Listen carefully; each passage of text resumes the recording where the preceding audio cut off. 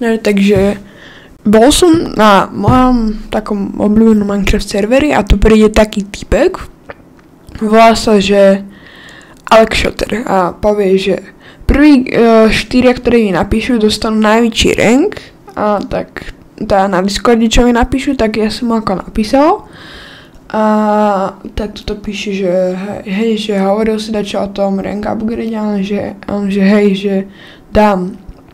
Tak vlastne najprv som veril, pretože má ako nitro, čiže do you want, hej, že chceš, takže musíš ísť do môjho Discord serveru a nie, to som napísal, pretože som sa ešte nevšimol moju správu.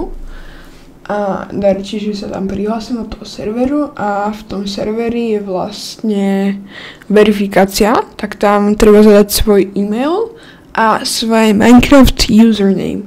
Potom to príde, že aha, čiže napíšte nám ešte kód, ktorý vám prišiel na verifikáciu a ani sa to už nemusel pozrieť, až som vedel, že to je scam, tak prebo.